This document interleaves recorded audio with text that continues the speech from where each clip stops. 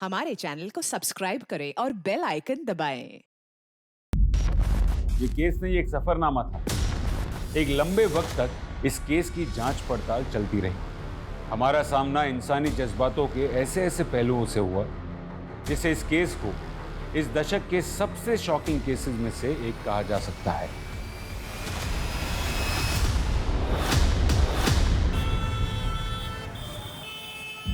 लोगों की भीड़ में भी कई बार हम अकेले होते हैं।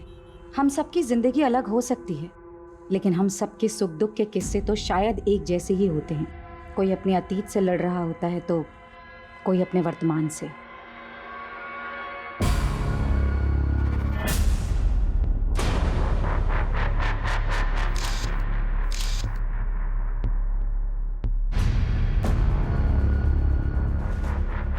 कहने को जिंदगी पल भर में नहीं बदलती, लेकिन कई बार जिंदगी का एक पल सब कुछ बदल देता है।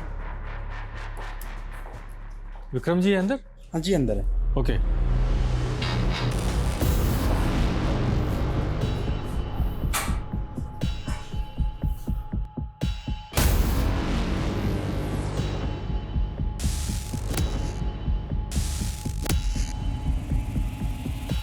ये फाइल्स देखना ना सर।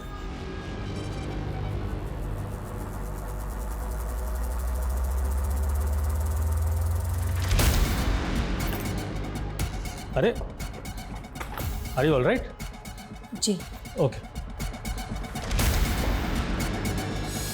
जयंती क्या हुआ? Nothing sir. सर एक सेकेंड।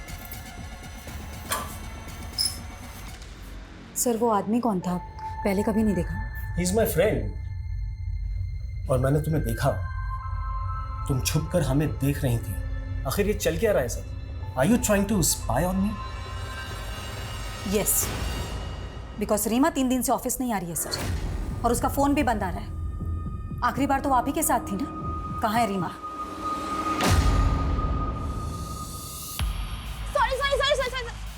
अरे क्या अर्पिता इतना लेट? चल जल्दी कर, मूवी जाने के लिए लेट हो रहे हैं, जल्दी कर। मूवी? हाँ मूवी जाएंगे तो बहुत लेट हो जाएगा। मम्मा को क्या बहाना दूंगी? आज ट्यूसडे है ना, मंदिर का बोल दे। हाँ अर्पिता, मैं बस 15-20 मिनट में घर पहुंच रही हूँ बेटा, ठीक है?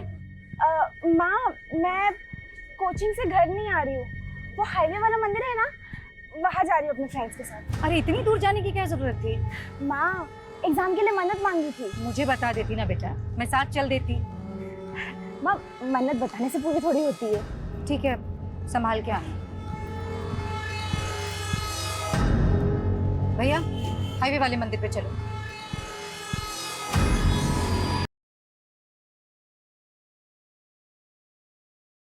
The number you have called is currently not reachable. Please try again later. Thank you.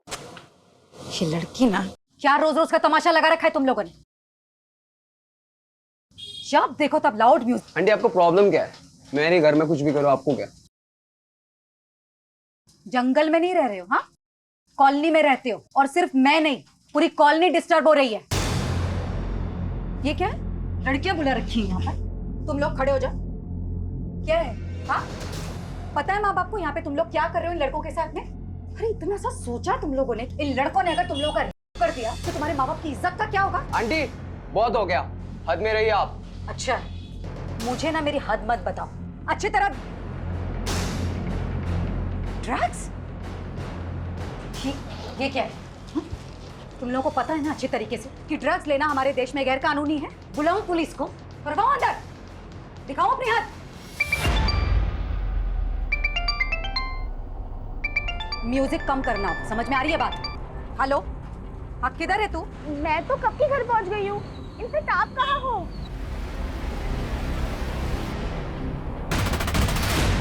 तो तू अब मुझसे खुलेआम झूठ बोलने लगी है। गई थी मैं तेरे कोचिंग सेंटर, वहां से पता चला कि तेरा एक लड़के के साथ चक्कर चल रहा है। ओह, तो अब आप मेरी जासूसी करने लगी? ज्यादा बकवास मत कर अर्पिता। एक तो झूठ बोलती है, ऊपर से मुझ पर इल्जाम लगा रही है। हाँ बोला झूठ, क्योंकि आप मुझे मेरी लाइफ जीने ही नहीं देती हो। हर बार पढ़ो पढ़ो पढ़ो, लेकिन अब इस उम्र में मैं अपने फ्रेंड्स के साथ घूमने नहीं जाऊंगी तो कब जाओगी? हाँ अर्पिता, लेकिन तू एक लड़के के साथ अकेली बाहर गई थी कि नहीं? बोल। हाँ, गई थी तो इसमें बुराई क्या है? बॉयफ्रेंड है वो मेरा, और ज्यादा रोक टोक की ना तो एक दिन उसके साथ भाग के चली जाऊँ। दुनिया ठीक से देखी नहीं तूने। अर्पिता, मैं जानती हूँ कि नालातों में बड़ा किया तुझे, और आज तू, शर्म नहीं आती तुझे? नहीं आती शर्म, क्योंकि बचपन से लेकर आज तक मैं बस आपकी पाबंदियां ही सहती आई हूँ, लेकिन अब और नहीं, ठीक है? अर्पिता, अर्पिता,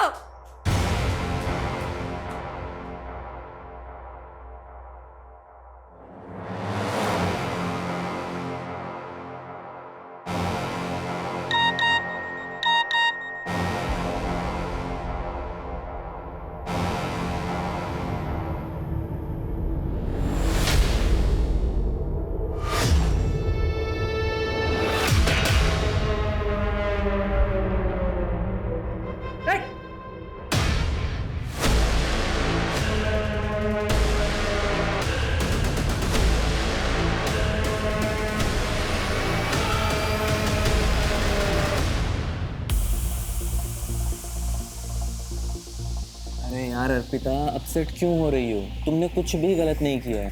यार, अगर आज मेरे पापा जिंदा होते ना तो मेरे साथ ऐसा बिल्कुल नहीं होता। Let's have a drink, okay?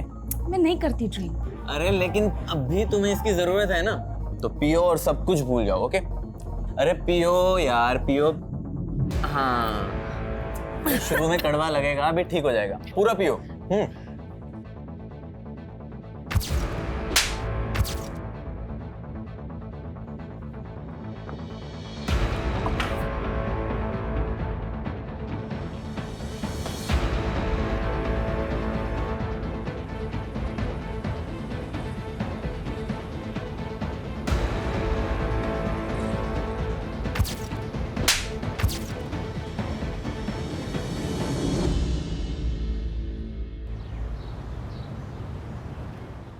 और फिर भालू ने कहा, मुझे भूख लगी है। अरे गुड्डी, ये क्या पढ़ रही हो तुम? मैं तो एक हिंदी की कहानी पढ़ रही हूँ। मैं हिंदी लिख भी सकती हूँ, और पता है अब मुझे ना हिंदी में फुल मार्क्स आएंगे। अरे वाह, तब तो तुम्हें प्राइज मिलना चाहिए। बोलो क्या चाहिए तुम्हें? मुझे तो मून पर जाना है। अच्छा, लेकिन उसके लिए तो तुम्हें एस्ट्रोनॉट बनना पड़ेगा। लेकिन मैं एस्ट्रोनॉट कैसे बनूंगी? उसके लिए तुम्हें बस एक छोटा सा टेस्ट देना होगा। कैसा टेस्ट? देखो, मैं तुम्हारी बॉडी को चेक करूंगा, और जिसकी बॉडी में 5 तिल होते हैं ना, वो एस्ट्रोनॉट बन सकता है। तो चलो अपने तिल दिखाओ।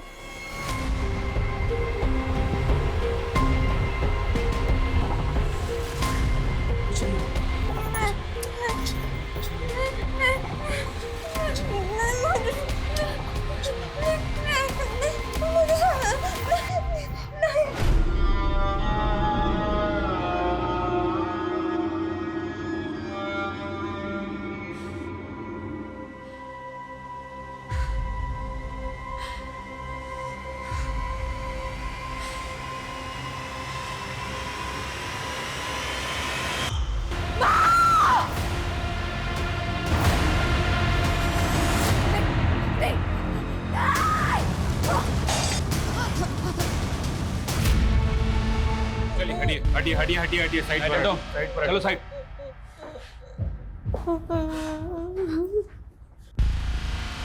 पूरा घर चेक कर।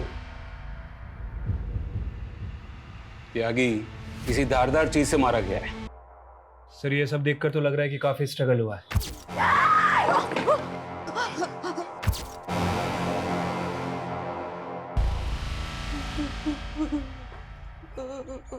और कौन कौन है आपकी फैमिली में? मेरे और मेरी मम्मी के अलावा और कोई नहीं। 10 साल पहले मेरे पापा की डेथ हो गई। जब ये सब कुछ हुआ तब तुम कहाँ थी? मैं कल रात से घर पर नहीं थी। तो कहाँ थी आप रात भर? मैं पब गई थी। कौन सा पब? Christo pub. लेकिन शहर के सारे पब तो 1:30 बजे बंद हो जाते हैं। उसके बाद आप सुबह तक कहाँ थी? मैं अपने फ्रेंड के घर गई थी। आपको क्या लगता है आपकी माँ को किसने मारा होगा? पता नहीं सर, मुझे कुछ पता नहीं। पर हाँ, कल रात को मेरी मम्मा का पड़ोस के लड़कों के साथ झगड़ा हुआ था, क्योंकि वो पार्टी कर रहे थे इसलिए। अभी तो आपने कहा कि आप रात भर घर नहीं थी, फिर आपने ये सब कैसे देखा? क्योंकि मैं 10 बजे तक यही थी। आप कह रहे कि आपकी माँ को लड़कों से परेशानी थी और फिर भी वो आपको रात को पब में जाने देती, जहाँ पर लड़के भी आते हैं। एक्चुअली वो पूरा ग्रुप था ना, इसलिए। त्यागी, ये लड़की झूठ बोल रही है या कुछ तो छुपा रही है। क्रॉस चेक करो, ये रात भर कहाँ थी।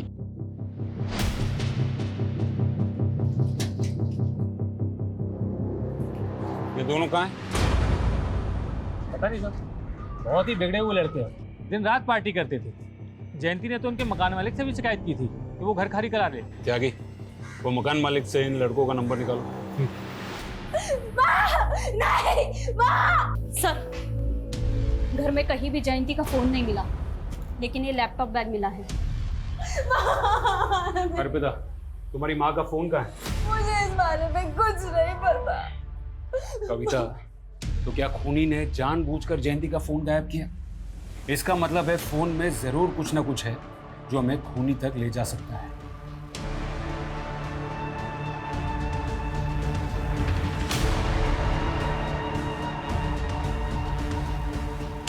सर, लड़कों के मकान मालिक से बात हो गई है।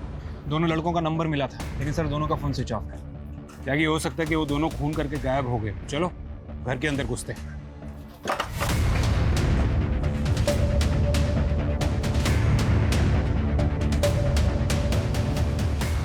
घर चेक करो। सर,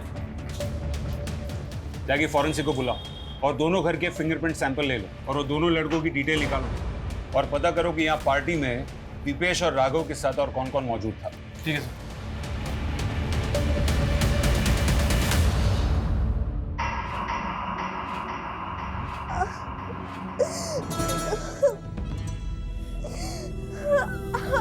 तुम्हारी बॉडी पर 5 तिल हैं। तुम पक्का एस्ट्रोनॉट बनोगी। हम रॉकेट में बैठेंगे। रॉकेट देखना है तुम्हें? गुड्डी, सो रही है बेटा? क्या हुआ? मुझे माँ की याद आ रही है, मुझे उनके पास जाना है। लेकिन गुड्डी, माँ तेरा ध्यान नहीं रख सकती, इसलिए मैं हूं ना, तेरी बड़ी बहन, तेरी माँ। क्या हुआ गुड्डी? पेट क्यों पकड़ रखा है? मेरा पेट दर्द हो रहा है। स्कूल में इसने जरूर कुछ उल्टा सीधा खाया होगा, पक्की बात है। आपको कैसे पता? आप तो ऑफिस से अभी आ रहे हैं ना?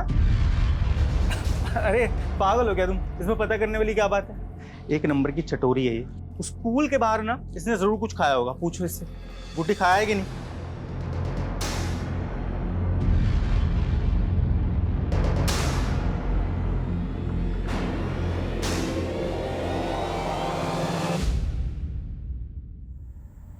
ये देखिए सर, ये दोनों पब में 11 बजे एंट्री करते हैं और 1:30 बजे वहाँ से बाहर निकलते हैं। ये लड़की जो नशे में धुत है, ठीक से चल भी नहीं पा रही। Right sir. और जयंती के बारे में अभी तक हमें जो भी इन्फॉर्मेशन मिली है, उससे तो यही लगता है कि जयंती नियम कायदे की काफ़ी स्ट्रिक्ट औरत थी और उसकी बेटी साल में। और वो पड़ोस वाले लड़के दीपेश और राघव, उनकी क्या रिपोर्ट है? सर, उनका फ़ोन आखिरी बार गुरुग्राम में बंद हुआ था। वैसे वो रहने वाले भोपाल के हैं, दिल्ली में पढ़ाई करते हैं। मैंने भोपाल पुलिस को भी इन्फॉर्म कर दिया है। और सर, वो अर्पिता के बॉयफ्रेंड, उसको भी बुला लिया है। सर, अर्पिता उस रात पूरी तरह से आउट थी। उसने पहली बार ड्रिंक की थी उस रात। पहली बार? ये तू कैसे जानता? वो सर, अर्पिता मेरी 2 साल से दोस्त है। उसने आज से पहले कभी भी ड्रिंक नहीं किया। और पहली बार उसी रात को पी जिस रात उसकी माँ का मर्डर हुआ? जी सर, वो थोड़ा अपसेट थी। किस बात को लेकर? सर, वो तो मुझे नहीं पता, लेकिन वो बहुत गिल्ट महसूस कर रही थी कि वो उस हालत में घर जाकर अपनी माँ को फेस कैसे करेगी। इसलिए वो पूरी रात मेरे साथ मेरे घर पर ही थी। सुबह होते ही वो चली गई। आप चाहें तो आप चेक कर सकते हैं। वो तो हम चेक कर ही लेंगे। और सुन, बिना परमिशन के शहर से बाहर नहीं जाना। चल।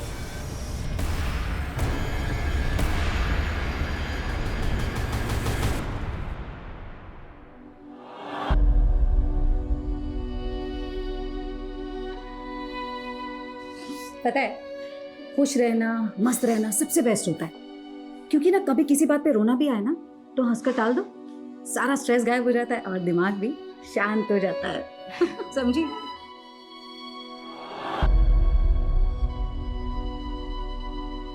सर जयंती का फोन रात 10:30 बजे बंद हुआ था, वो भी उसके घर वाले एरिया में। और उसका फोन भी गायब है, जो हम मान रहे हैं कि किलर ने गायब किया है। अर्पिता मेन सस्पेक्ट है।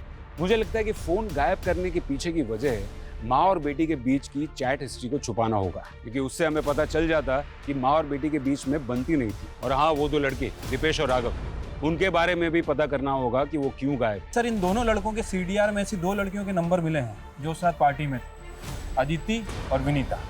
उनसे मिलना होगा, शायद उनको पता हो कि दीपेश और राघव कहाँ है। कविता, तुम जयंती के फोन का लोकेशन IMEI नंबर से ट्रेस करो। Okay sir. सर एक और बात, 8 बजे जयंती ने एक नंबर पे कॉल किया था जो रीमा के नाम से रजिस्टर है। रीमा? कौन रीमा? सर वो जयंती के साथ उसके ऑफिस में काम करती थी।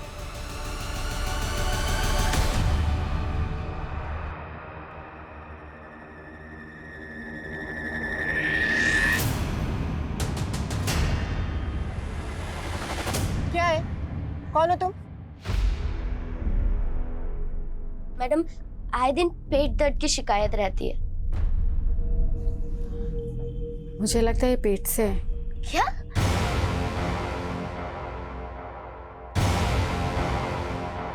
Hi ma'am, I am Suraj Sharma. I am match maker ma'am. मैं लोगों की शादियां करवाता हूँ। तो मैं क्या करूं? नहीं मैम, आपने मंगलसूत्र भी नहीं पहना है और मांग में सिंदूर भी नहीं है, तो ऑफकोर्स आप शादीशुदा तो नहीं होंगी ना। इससे तुम्हें क्या लेना देना? लेना देना है मैम। अगर आपने शादी नहीं की तो बच्चा कैसे पैदा कर लिया? ये क्या बकवास कर रहे हो तुम? चलो जाओ यहाँ से। मैम मेरी बात तो सुनिए। मैम मैम मैं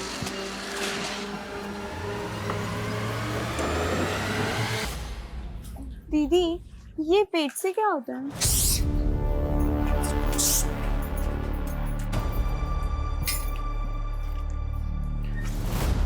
कहाँ गए थे तुम लोग? गुड्डी, क्या हो गया इसको? डॉक्टर के पास गए। गुड्डी 4 महीने प्रेग्नेंट है। क्या? इतने नादान क्या बन रहे हो? तुम्हें नहीं मालूम इस घर में तुम ही एक लौते आदमी हो? सब सच बताओ, तुमने किया ना मेरी बहन को? सोच भी कैसे सकती तुम, मैं उस छोटी सी बच्ची के साथ ये सब करूंगा?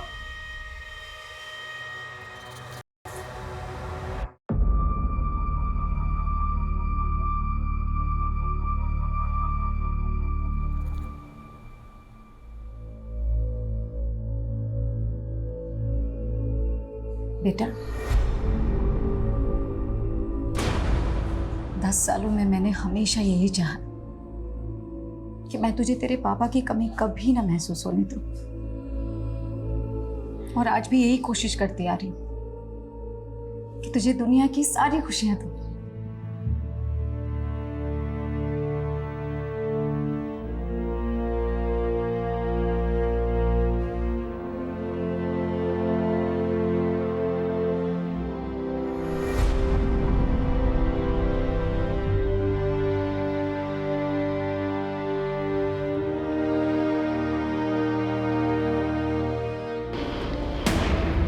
सर, हम राघव और दीपेश के बारे में कुछ नहीं जानते हैं। अच्छा, कुछ नहीं जानते थे, फिर भी उनके साथ पार्टी कर रहे थे?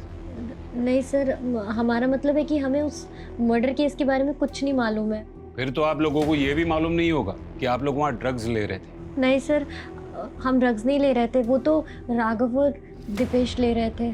अच्छा, तो ये बताओ कि जयंती को किसने मारा? सर हमें नहीं पता, हम तो बस 2 बजे तक वहाँ पे थे।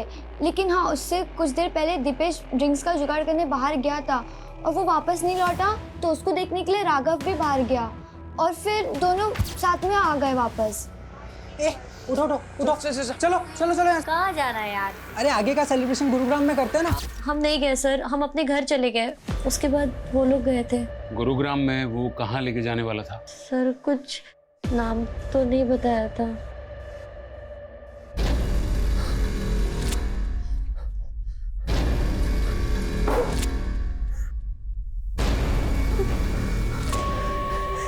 क्या चाहते हो तुम?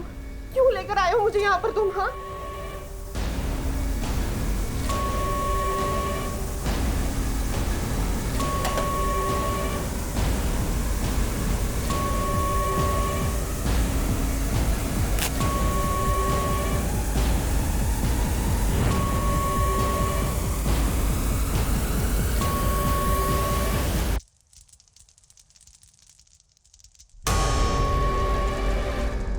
जयंती के बारे में सुनकर मुझे भी शौक लगा।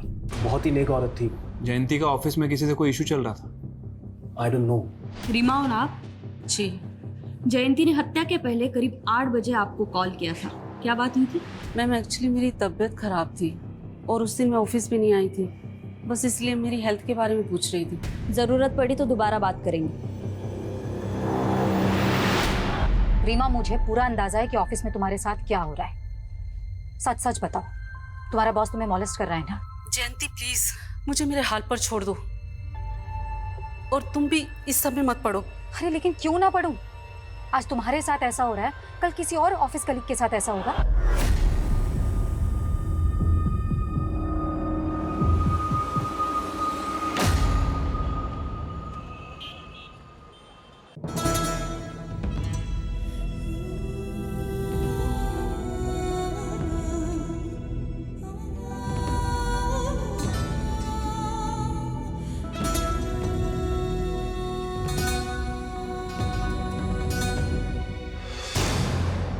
और तुम ज्यादा भोले मत बनो। तुम अभी भी मुझ पे शक कर रही हो? जानती हो ना किसका पाप लेके घूम रही हो वो पेट में? क्या करूं मैं तुम लोगों का? अबॉर्शन तो मैं भी करवाना चाहती थी ना अरविंद। अब डॉक्टर ने मना कर दिया तो मैं अपनी बहन को मार तो नहीं सकती ना। कम से कम जब तक उसकी डिलीवरी नहीं हो जाती चिक चिक करना बंद करो।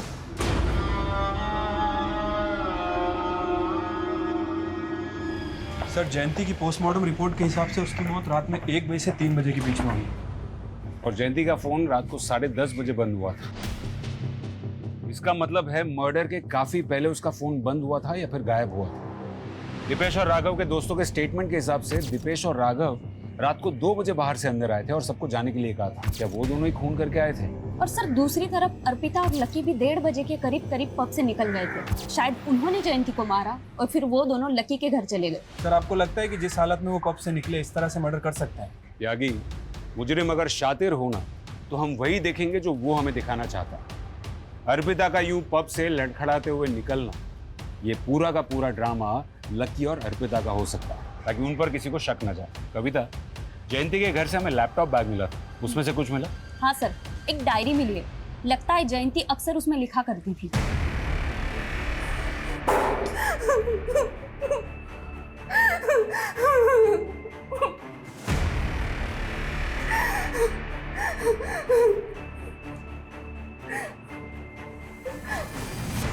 थोड़ा बादाम खाया करो।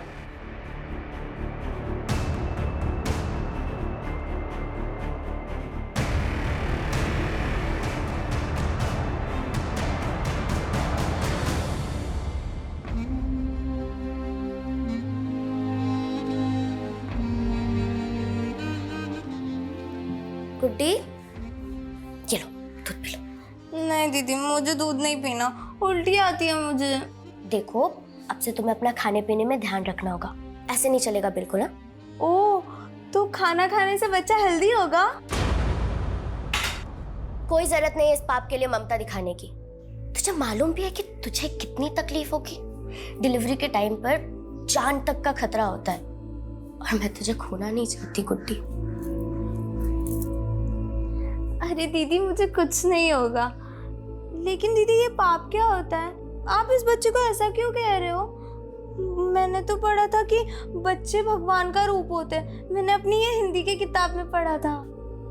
तू भी तो बच्ची है, लेकिन भगवान को तेरे पे तो तरस नहीं आया। पर दीदी, मुझे जानना था कि बच्चा टमी से बाहर कैसे आएगा? जब बाहर आएगा तो पता चल जाएगा। बताओ ना दीदी, कैसे आएगा बाहर? जब बच्चा बाहर आएगा तो वो जोर जोर से रोएगा, तो तुझे पता चल जाएगा। अच्छा, वो रोएगा मतलब उसको दर्द होगा? तुझे अब भी उसके दर्द की पड़ी है? तुझे कितना दर्द होगा पता भी है? मतलब मुझे भी दर्द होगा? हाँ, पर जब बच्चा पैदा हो जाएगा तो दर्द ठीक हो जाएगा और तुझे कुछ भी नहीं होगा।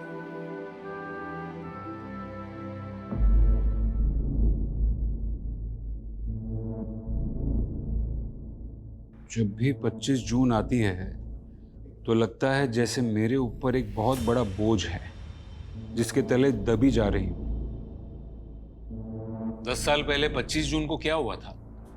मेरे पापा की डेथ हुई थी उस दिन। तो तुम्हारी माँ ने उनकी डायरी में ऐसा क्यों लिखा था कि 25 जून को उनका कोई बोझ उतर गया था? सर मैंने उनकी डायरी कभी नहीं पढ़ी। नाम क्या था तुम्हारे पापा का? राजू। तुम्हारी मम्मी और पापा के बीच रिश्ता कैसा था? वैसे तो वो दोनों एक दूसरे से बहुत प्यार करते थे सर, लेकिन उनके बीच हमेशा झगड़ा होता रहता था। किस बात को लेकर? मेरे पापा का एक पैर काम नहीं करता था और वो एक छोटी सी फैक्ट्री में काम करते थे। उन्हें बिल्कुल अच्छा नहीं लगता था कि माँ उनसे ज़्यादा कमाती है। उन्हें माँ से कॉम्प्लेक्स था। इसी फ्रस्ट्रेशन में उन्होंने शराब पीना शुरू कर दिया। लेकिन पापा बहुत अच्छे थे, माँ उन्हें समझ ही नहीं पाई। तुम्हारे पापा की डेथ कैसे हुई? हार्ट अटैक आया था उनको। तुम्हारे बाकी कोई रिश्तेदार नहीं दिखे? ना तुम्हारी मम्मी की तरफ से ना पापा की तरफ से? मेरी माँ की तरफ से कोई नहीं था सर। माँ एक लौती बेटी थी और मैंने अपने नाना नानी को कभी नहीं देखा। बहुत पहले उनकी डेथ हो गई थी। और पापा की तरफ से? मेरी दादी थी, पर जब मैं 7 साल की थी तभी उनकी डेथ हो गई और पापा का भी कोई भाई बहन नहीं था। सर मुझे तो लग रहा है ये अर्पिता कोई भी बात सही से नहीं बता रही। शायद वो चाहती ही नहीं कि उसके रिश्तेदार सामने आए और वो उन दोनों माँ बेटी के खराब रिश्तों के बारे में बता के उस पर शक जताए। कविता, अगर उसके माँ बाप के कोई रिश्तेदार हैं भी तो उनका तो पता लग ही जाएगा। जयंती के सीडीआर रिपोर्ट में मौजूद हर एक नंबर की डिटेल निकालो। जयंती के सोशल मीडिया अकाउंट्स भी चेक करो। मैं ये जानना चाहता हूँ कि जयंती ने अपनी डायरी में ऐसा क्यों लिखा था कि 10 साल पहले उसके पति के मौत वाली दिन उसके सर का बोझ उतर गया था। क्या जयंती के पति की मौत के पीछे कोई राज छुपा था? राजू छोड़ो मुझे, छोड़ो मुझे राजू, राजू। अर्पिता, अर्पिता तेरे पापा को अटैक आया, मैं डॉक्टर को लेके आती हूँ। हाँ तू ध्यान रखना।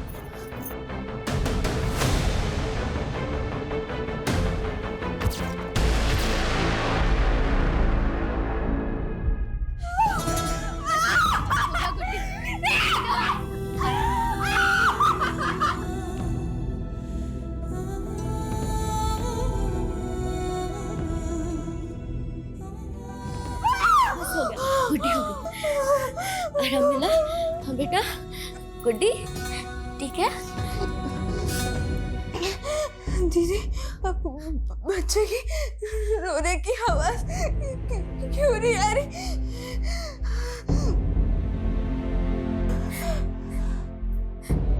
गुड्डी, गुड्डी। सर, राघव के एक दोस्त से पता चला है कि राघव और दीपेश गुरुग्राम के एक घर में है।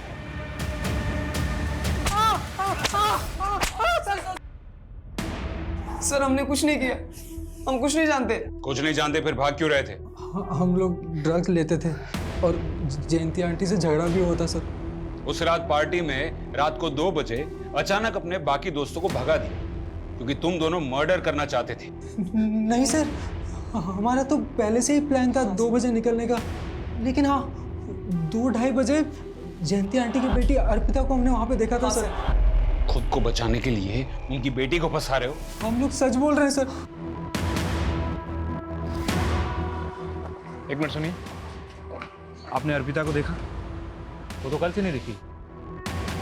सर, अर्पिता के घर पे तो ताला लगा हुआ है। इसका मतलब है कि वो इन्वॉल्व है मर्डर में, इसलिए भाग गए। लकी कहाँ है? सर लकी घर पे था, वर्मा उसे लेकर आ रहा है। झूठ बोलता।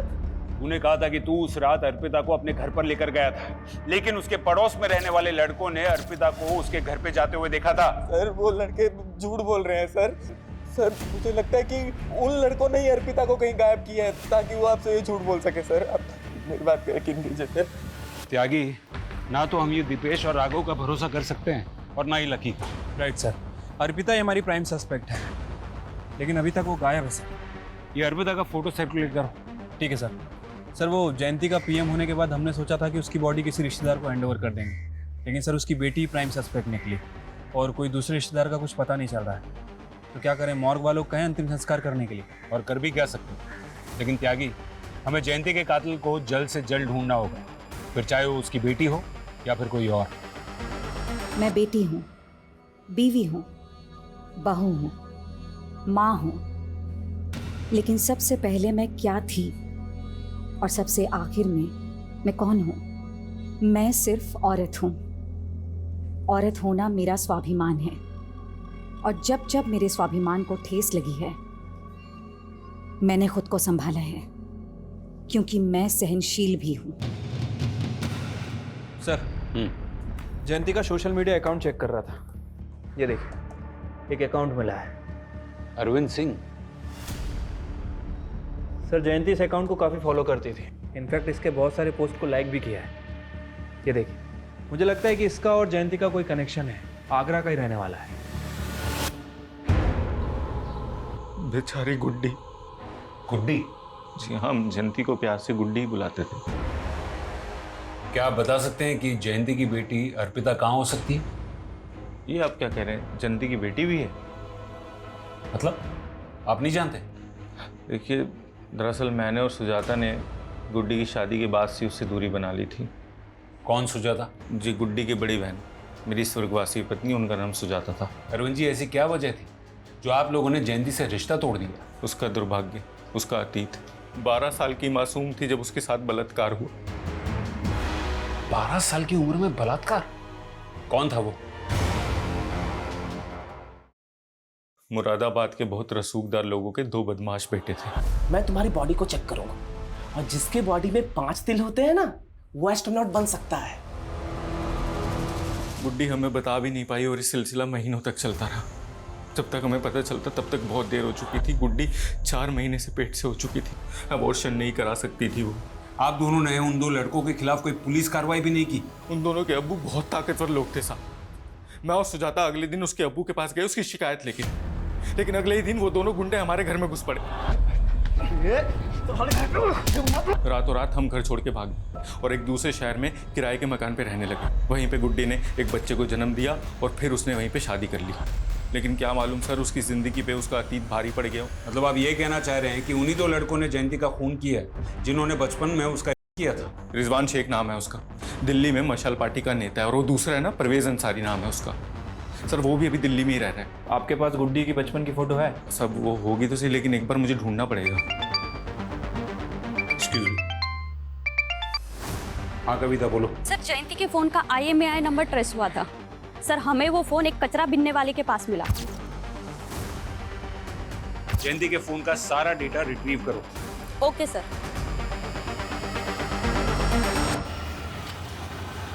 सर, ये रिजवान शेख पॉलिटिकल लीडर है और Parvez Ansari income tax department में deputy director. Are you alright? Sir, मान लेते हैं कि इन दोनों में से किसी ने कुछ किया है, तो फिर ये अर्पिता क्यों गायब है?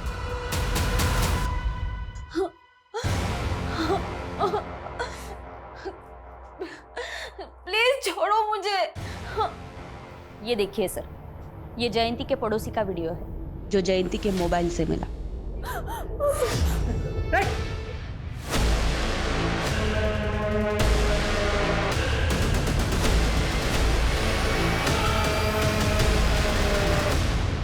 सर, ये बात सच है कि मैं अपनी बीवी को कभी कभी मारता था, पर मैंने जयंती का खून नहीं किया सर। हाँ, जयंती का फोन मुझे मिला था, पर अगले दिन मुझे जैसे ही पता चला कि उसका मर्डर हो गया है, मैंने उसका फोन डस्टबिन में फेंक दिया था सर। ये टेढ़ी खीर है, आसानी से नहीं उगलेगा। तोड़ो इसको। ओके, ठीक है। सर, एक अजीब बात पता चली है। परवेज अंसारी जयंती के बॉस का भी दोस्त है। सर, परवेज अंसारी को मैं सिर्फ 10 साल से जानता हूं, और आप मुझसे 28 साल पहले की बात कर रहे हैं। 28 साल पहले परवेज अंसारी और रिजवान शेख ने जयंती और गुड्डी नाम की लड़की का 12 साल की उम्र में रेप किया था, वो भी कई महीनों तक। इसको जानते हैं? नो। चलो, इसको नहीं जानते हैं, परवेज अंसारी को तो जानते हैं ना। इसका मतलब आप रिजवान शेख को भी जानते होंगे। सर, बड़े नेता है, मैं क्या सभी जानते हैं। हाँ, परवेज ने एक बार बताया था कि वो उनके बचपन का दोस्त है। और आप उन दोनों के दोस्त। इसका ये मतलब है कि जयंती के मर्डर में उन दोनों के साथ आप भी इन्वॉल्व हैं। सर, क्या कुछ का कुछ बोलते चले जा रहे हैं? कोई सबूत है आपके पास? जल्दी दिखा देंगे। कौन है ये? आपके मुरादाबाद की है, गुड्डी उर्फ जयंती। इसके जीजा जी का कहना है कि 28 साल पहले आपने इसका रेप किया था। इंस्पेक्टर, क्या तू जानता नहीं एक ईमानदार नेता के छवि पे दाग लगाने का हर्ज क्या होता है? 2 मिनट। 2 मिनट नहीं लगेंगे, सस्पेंड हो जाओगे। सर हम तो ईमानदारी से अपना काम कर रहे हैं और वो कहते हैं ना कि भले ही देर लग जाए लेकिन सच की जीत जरूर होती है। जय हिंद। सर माना कि ये दोनों बहुत शातिर हैं, लेकिन कहीं ऐसा तो नहीं कि जयंती के मर्डर को हम 28 साल पुराने वाले केस से जोड़ के गलती कर रहे हैं? मैं जानता हूँ जयंती के मर्डर में उसकी बेटी समेत और भी सस्पेक्ट्स हैं, लेकिन जो गुड्डी के साथ 12 साल की उम्र में हुआ, तो एक पुलिस ऑफिसर के नाते ये मेरा फर्ज बनता है कि मैं उस केस को भी सही अंजाम दूं। त्यागी, जयंती ने आखिरी बार रीमा को कॉल किया था जो उसके साथ उसकी ऑफिस में काम करती थी। ये रीमा से जयंती के बॉस के बारे में दोबारा बात करो, शायद कोई क्लू मिल जाए। ठीक है सर। सर एक अजीब चीज पता चली। पिछले 2 महीनों में 3 जयंती नाम की औरतें दिल्ली से अबडक्ट हुई। क्या कह रही हो? हाँ सर, ये देखिए, जयंती सिन्हा, जयंती मलिक और जयंती कपूर।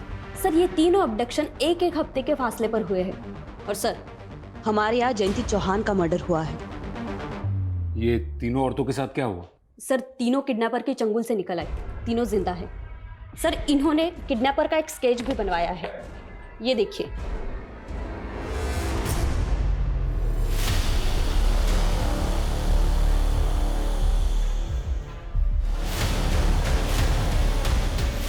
सर मुझे तो अभी तक ये समझ में नहीं आ रहा कि उसने मुझे किडनैप क्यों किया था। उसने मेरी फैमिली को फिरौती के लिए कोई कॉल भी नहीं किया और इसके बाद अचानक से उसने मुझे छोड़ दिया। तो उस दौरान उन लोगों ने आपके साथ किया क्या? यही है क्या? नहीं, मुझे नहीं लगता। ये क्या कर रहे हो तुम? ये आपने चूड़ी पहचाना? एक बार आप याद करके देखो। क्या चूड़ियां दिखा रहा था? जी सर, छोटी बच्चियों की लाल चूड़ियां दिखा रहा था और बार बार बस यही पूछ रहा था कि क्या मैं उन लाल चूड़ियों को पहचानती हूँ। जयंती जी, वो आपको कहाँ लेके गया था? सर मैंने पुलिस को पहले भी बताया है, उसने मुझे आंखों पे पट्टी बांधकर किडनैप किया था और आंखों पे पट्टी बांधकर ही उसने मुझे जंगल में छोड़ दिया।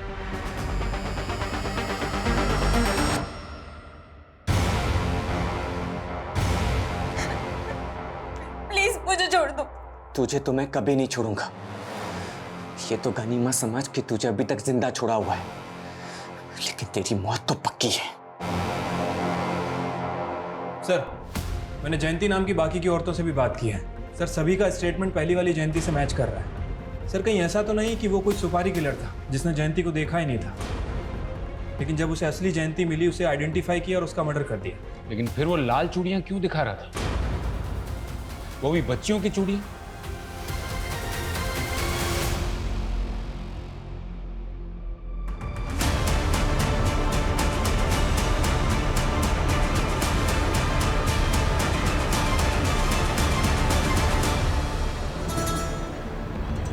हाँ सर, बचपन में गुड्डी हमेशा लाल चूड़ियाँ पहना करती थी। उसे लाल चूड़ियाँ बहुत पसंद थी, लेकिन जब दानिश भाई के घर से हम निकले थे तो उसकी चूड़ियाँ वहीं छूट गई थी।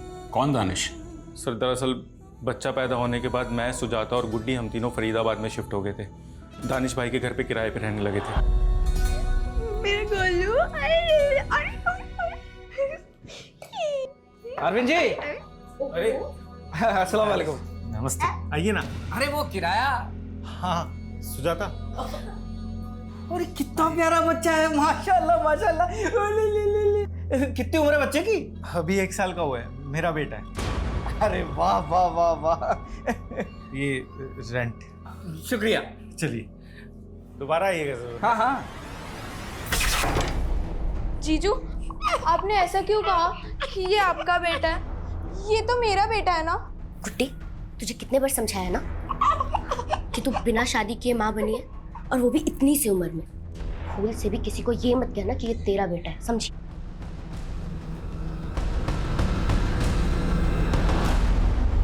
सर धीरे धीरे सबको पता चलने लगा और हमारा जीना बहुत मुश्किल हो गया, इसलिए हम उस कारी की संतान को वहां छोड़ के निकल गए। लेकिन दीदी, मेरा गोलू वो नहीं आएगा हमारे साथ। गुड्डी, गोलू की तबीयत खराब थी ना, तो वो मर गया। अगर हम गुड्डी से झूठ ना बोलते तो उस बच्चे का साया हर जगह हमारी बदनामी करवाता। कहाँ छोड़ा था बच्चे को? दानिश भाई के घर पे, जहाँ उसकी चूड़ियाँ छूटी थी।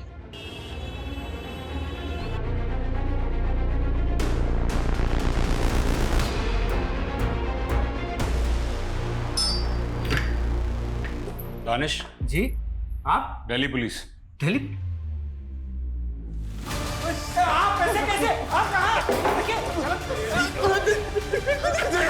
गलती हो गई, चक्कर करते हुए। अर्पिता? सर वो तो उस बच्चे को यहाँ छोड़ के चले गए थे, लेकिन मैंने करीम को अपने बेटे की तरह पाला है। मतलब कि करीम ही जयंती उर्फ गुड्डी का बेटा है? मैंने अपनी माँ को नहीं मारा सर। बचपन से लोग मुझे चिढ़ाते थे कि मेरा बाप कौन है। लोग कहते थे कि मैं नाजाज औलाद हूँ, लवारिस हूँ। इसलिए सर मैंने बचपन में ठान लिया था कि मैं अपनी माँ को ढूंढ के रहूँगा। सर मुझे सिर्फ इतना पता है कि उस लड़की का नाम जयंती था, बाकी उसके दीदी और जीजा जी उसे गुड्डी कह के बुलाते थे। तो तुम जयंती नाम की औरतों का पता लगाकर उन्हें अगवा कर रहे थे? उस दिन उनका किडनैप नहीं कर पाया था मैं, इसलिए सर मैं सीधा उनके घर पे चला गया। माँ कौन हो तुम? अरे 28 साल से आपने मुझे देखा नहीं ना, इसलिए आप मुझे पहचान नहीं पाई। तुम बोल क्या रहे हो तुम? हाँ? और हो कौन? गोलू, आपका गोलू माँ।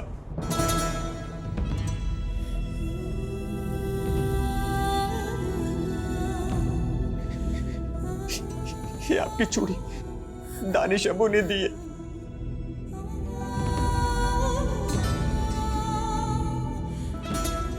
एक बार कह दो कि आपने मुझे पहचान लिया। Golu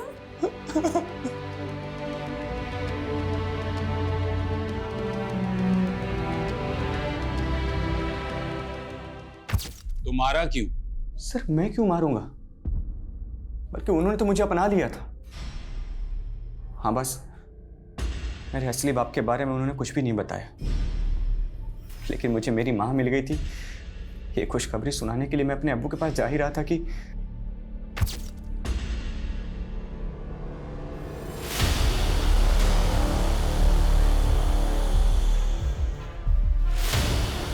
Arpita.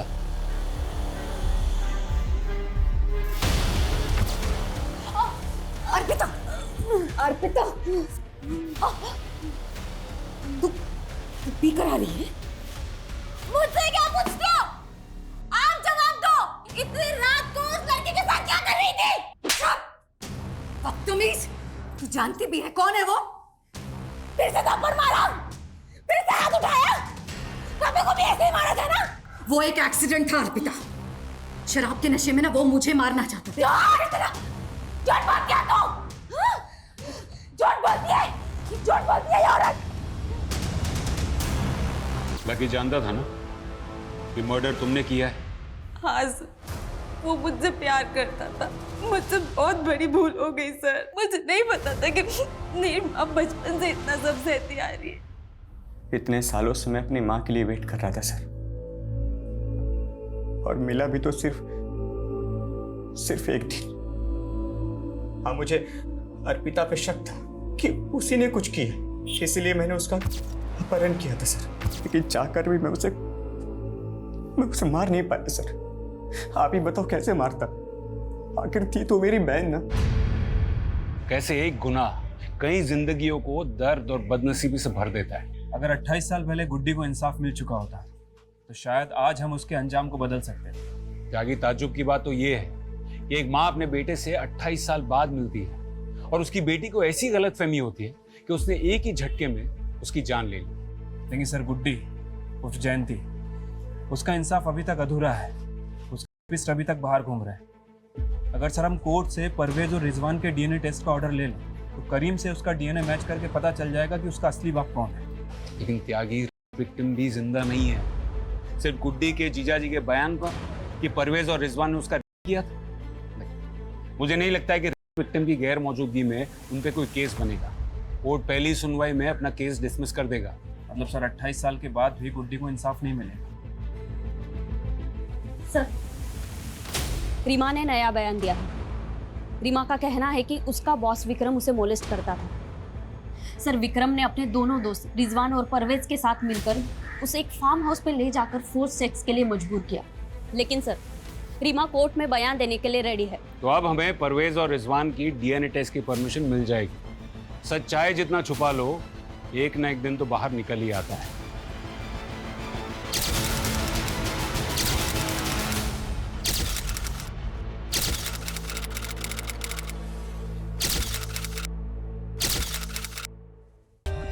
For more updates, subscribe to our channel, click the show links and enjoy watching the videos.